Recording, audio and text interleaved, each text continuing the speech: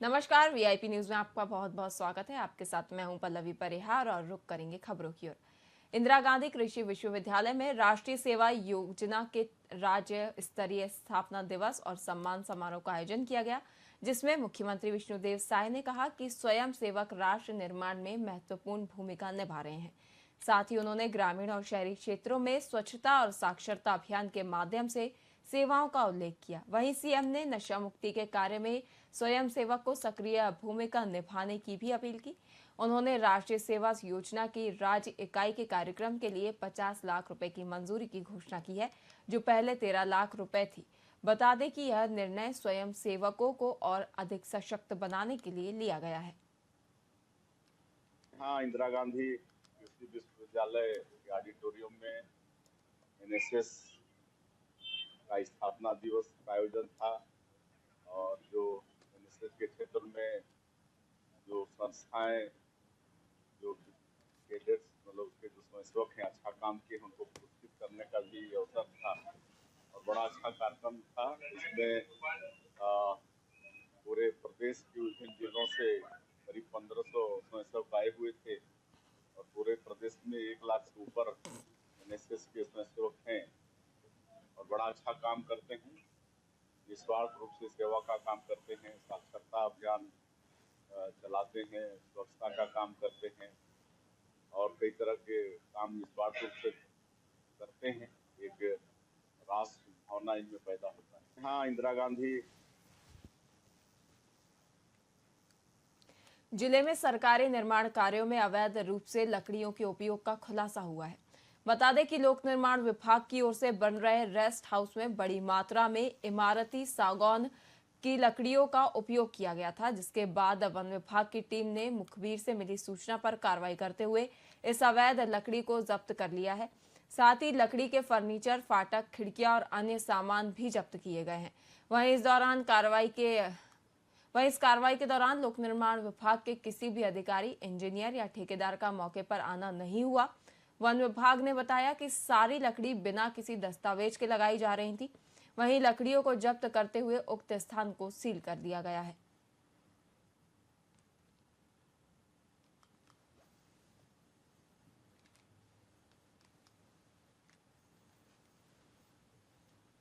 मुखबिर से सूचना मिली कि नया निर्माण जो चल रहा है पीडब्ल्यूडी विभाग का रेस्ट हाउस, जिसमें बड़े पैमाने पर सागौन की लकड़ी लगा जा रहे करके किसी मुखबिर ने हमको सूचना दी है। उसके आधार पर हमने उच्च अधिकारियों को अपने सूचना दी है, जिसके आधार पर वो सर्च वारंट इशू किए। तो सर्च वारंट के आधार पर हमने यहाँ पर आके दबिश दी तो देखा कि यहाँ पर बड़े पैमाने पर सागौन की लकड़ियाँ, सिलपट, दरवाजे सब पड़े हुए हैं, जिसमें लगभग 4.8 घन मीटर टोटल लकड़ी है, जिसमें का 3.4 घन मीटर को दरवाज़ा पूरी तरह से लग चुका है बंद करके। उसको हम लोग यहाँ से छोड़ रहे हैं और 1.3 घन मीटर को यहाँ से ले जा रहे हैं, जो सिलपट और अन्य प्लेट के रूप में पड़ी हुई है।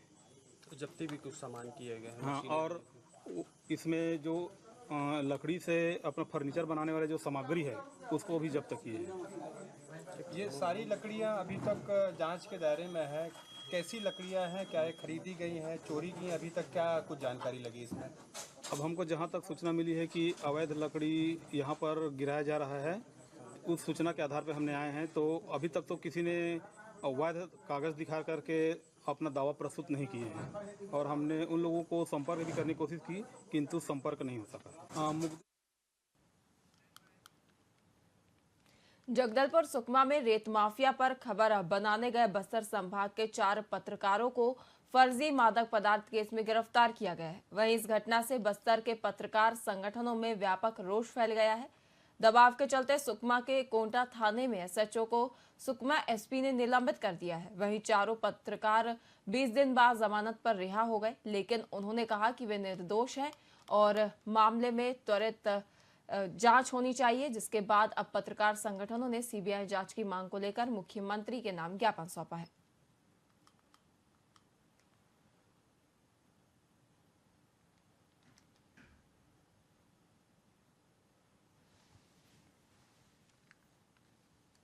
दक्षिण बस्तर के 4 पत्रकार साथियों जिन्हें गांजा प्रकरण में साजिश पूर्वक उनके वाहन में गांजा रखकर फंसाया गया था, उनकी रिहाई से संबंधित रहा।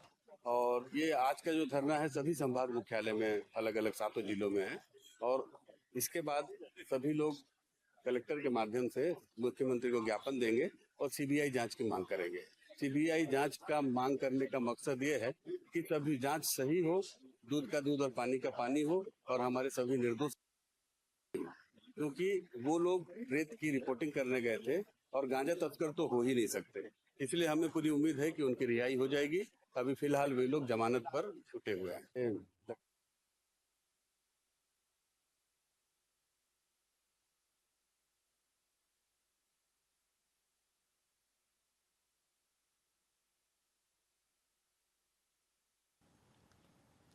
मुंगेली में एक बार फिर लोमड़ियों का आतंक देखा जा रहा है, जहां लोमड़ियों ने लगभग 12 ग्रामीणों को अपना निशाना बनाया, जिस कारण अब ग्रामीण घर में रहने को मजबूर है। वहीं लगातार हो रहे इन हमलों को देखते हुए वन विभाग ने भी मुनादी कराकर लोगों से सावधान रहने की अपील की है।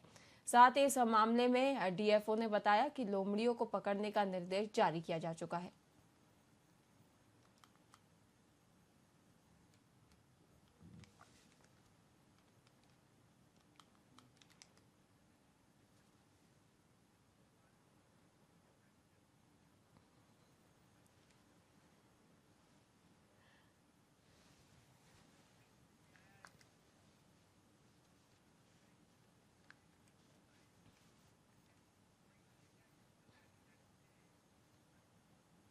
मुंगेली वन मंडल अचानक टाइगर रिजर्व से जुड़ा हुआ क्षेत्र है, जिसमें हमारे खास करके लोरनी और खुड़िया वन क्षेत्र पड़ते हैं। और हाथी का दल जो है लगभग साल भर अचानक हमारे टाइगर रिजर्व में रहते हैं, लेकिन जब कभी भी उनका जो कॉरिडोर में है, चूंकि ये अनूपपुर कवर्धा तक जाता है, इधर सरगुजा तक जाता है, तो इन लोग कभी कभी क्या करते हैं, जंगल से निकल कर रहवासी क्षेत्र में भी निकल जाते हैं जहाँ खेत मिलता है। तो कभी इससे कारण खेत और फसल को भी नुकसान होता है, जिसको अपन तुरंत उसका कार्रवाई करके उसका मुआवजा दे दिया जाता है। देखिए अपना सूरजपुर में अखिल भारतीय कांग्रेस कमेटी की छत्तीसगढ़ सह प्रभारी और सचिव जरीता लेतफंगलांग दौरे पर पहुंची, जहां वे प्रदेश के सभी जिले भर के दौरे कर कांग्रेस पदाधिकारियों और कार्यकर्ताओं से मुलाकात कर रही हैं। इस दौरान उन्होंने मीडिया से चर्चा करते हुए कहा कि कांग्रेस संगठन को मजबूत करने की बात करते हुए भाजपा पर जमकर निशाना साधा। जरीता ने प्रदेश में भाजपा के 9 माह के शासन को भ्रष्टाचारी पार्टी की सरकार बताते हुए 3000 से ज्यादा महिलाओं के साथ दुष्कर्म का आरोप लगाया है। वहीं उन्होंने ये भी कहा है कि भाजपा सरकार में महिलाएं असुरक्षित हैं।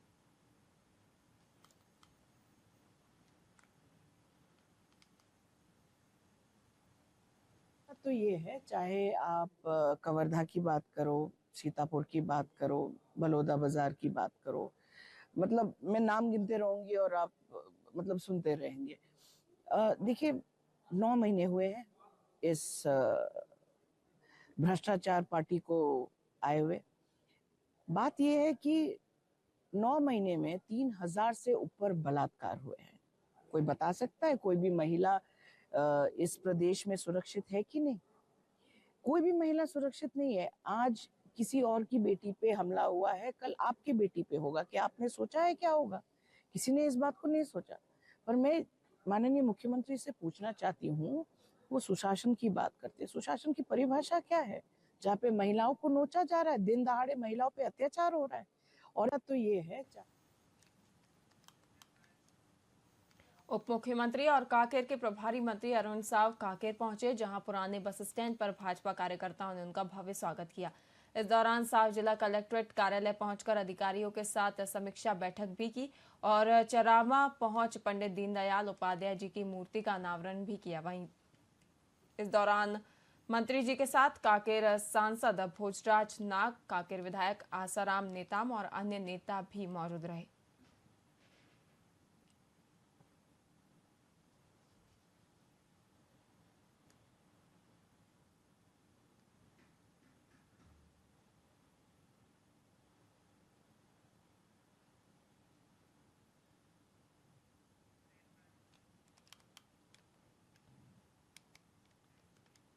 गरियाबंद के घूमरा पदर में पिछले 3 दिनों से ग्रामीणों ने राशन से भरे ट्रक पर कब्जा कर रखा है। बता दें कि यह मामला तब शुरू हुआ जब विगत 20 सितंबर को राशन देवभोग वेयर हाउस से घूमरा पदर राशन दुकान पहुंचा, जहां ट्रक खराब हो गया, जिसके बाद गांव के मधु नागेश के ट्रैक्टर को टोचन के लिए बुलाया गया। वहीं चालक जितेंद्र नागेश ने ट्रक को स्टार्ट कर दिया, लेकिन जब ट्रैक्टर पीछे हटने लगा तो ट्रक ने जोरदार टक्कर मार दी, जिसमें चालक बुरी तरह से घायल हो गया। वहीं घटना के बाद से ही ग्रामीणों में आक्रोश का माहौल है। ग्रामीण पीड़ित परिवार का समर्थन कर रहे हैं। हालांकि प्रशासन ने अब तक मामले में कोई ठोस कार्रवाई नहीं की है। ग्रामीणों का कहना है कि जब तक उचित कार्रवाई नहीं होती वे राशन ट्रक को नहीं छोड़ेंगे।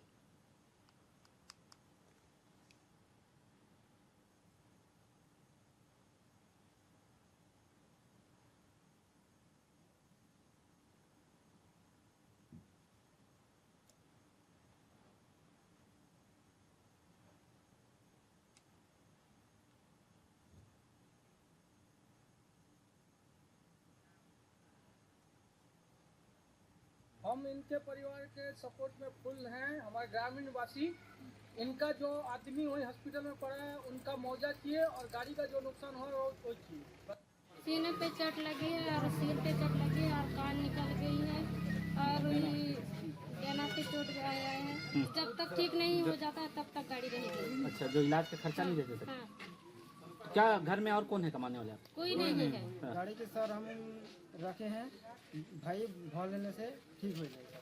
अच्छा, हाँ, हमको पैसा कुछ जितना डॉक्टर में लगेगा उतना ही भाव लगेगा, पैसा भरपाई करेगा। जितना इलाज में खर्च होगा उसकी भरपाई चाहते हैं।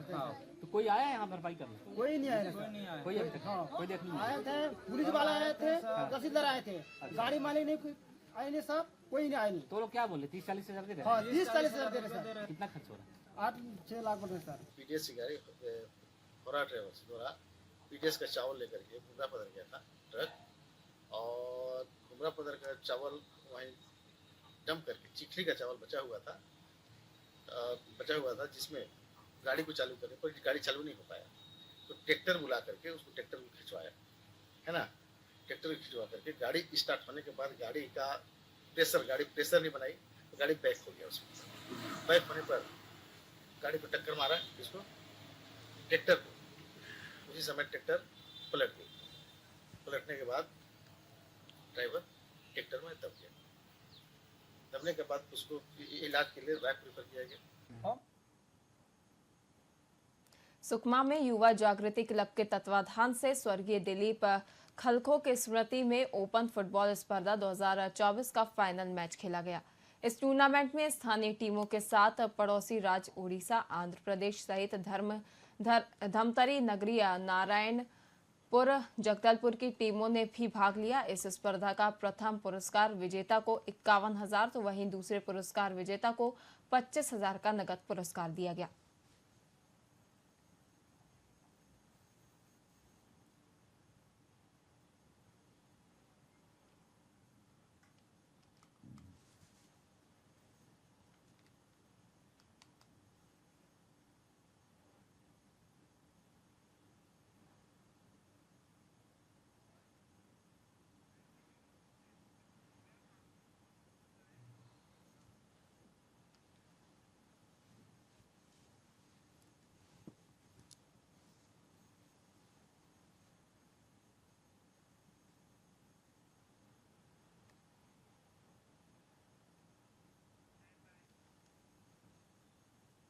सुप्रीम कोर्ट के आदेश का पालन न होने पर डीएड अभ्यर्थियों ने न्याय यात्रा निकाली और कलेक्टर कार्यालय पहुंचकर ज्ञापन सौंपा। बता दें कि सहायक शिक्षक भर्ती 2003 का विज्ञापन 4 अप्रैल 2023 को जारी किया गया था। वहीं सुप्रीम कोर्ट ने 2 अप्रैल 2024 को अंतिम फैसला सुनाते हुए कहा कि सहायक शिक्षक पद पर केवल डीएड धारकों की 6 सप्ताह के भीतर नियुक्ति की जानी चाहिए। इसके बाद बीएड डिग्री धारकों ने हाईकोर्ट के फैसले के खिलाफ याचिकाएं दायर की, लेकिन सुप्रीम कोर्ट ने सभी याचिकाएं खारिज कर दी। हालांकि शिक्षा विभाग और छत्तीसगढ़ सरकार ने अब तक कोई भी कार्रवाई नहीं की है। इस कारण अभ्यर्थी मानसिक रूप से परेशान हैं और न्याय के लिए संघर्ष कर रहे हैं।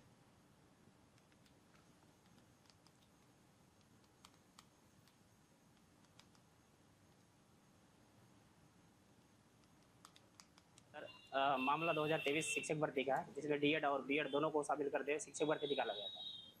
जैसे ही शिक्षक भर्ती निकला, 1 महीना के अंदर हमारे द्वारा हाईकोर्ट में चैलेंज कर दिया गया और उसमें हाईकोर्ट ने निर्देश दिया 2 अप्रैल 2023 को कि बीएड वाले मतलब प्राइमरी शिक्षक भर्ती में शामिल नहीं रहेंगे। लेकिन बीएड वाले ने ज़बरदस्ती नियुक्ति पा लिए बिना मतलब वो आदेश का पालन किए। और जैसे ही आदेश आया 6 सप्ताह के भीतर मतलब हाईकोर्ट का आदेश आया, ये आया कि 6 सप्ताह के भीतर बीएड वाले को निकालकर उनकी स्थान पर डीएड वाले को लिया जाए। लेकिन बीएड वाले नहीं माने उस आदेश को, सुप्रीम कोर्ट में चैलेंज कर दिए और साथ ही साथ सरकार भी इस आदेश को चैलेंज किया सुप्रीम कोर्ट में। उसका भी जजमेंट 28 अगस्त 2024 को आया, जिसमें ये कहा कि जो हाईकोर्ट छत्तीसगढ़ हाईकोर्ट है उसका जजमेंट सही है, हम लोग इसमें मतलब कोई बदलाव नहीं करना चाहते और 6 सप्ताह के भीतर नियुक्ति देने का फैसला सुना दिया। डीएड के द्वारा चैलेंज किया गया था, विभाग को लेटर दिया गया था, लेकिन विभाग नहीं माना तो एग्जाम के पहले ही सुप्रीम हाई कोर्ट में चैलेंज किया हुआ था कि सिर्फ डीएड को ही पात्र होना चाहिए करके। उसके बाद हाई कोर्ट ये बोला कि अभी एग्जाम तो नहीं हुआ है, उसके चलने दो। हम लोग न्याय की मांग करते करते थक चुके हैं। हम लोग को 1 साल हो गया हम लोग को कोर्ट में लड़ते लड़ते। हम लोग गरीब परिवार से है और हम लोग का भी कोई रोजगार भी नहीं है। हम लोग कहीं से भी पैसा जुटा के लड़ाई लड़ रहे हैं और कोर्ट से, सुप्रीम कोर्ट और हाई कोर्ट से दोनों से जीत चुके हैं। और अब जब सरकार की नंबर है हमको नियुक्ति देने की, तो वो पीछे क्यों हट रहा है? हमको सही समय पे नियुक्ति दे। और बीएड वालों का उसमें नियुक्ति पत्र में भी लिखा है कि उसका कोर्ट के अधीन रहेगा। जब कोर्ट ने बोल दिया है कि डीएड को नियुक्ति दो, तो फिर सरकार को भी देना चाहिए। फिलहाल के लिए खबरों में इतना ही। देखते रहिए वीआईपी न्यूज़। नमस्कार।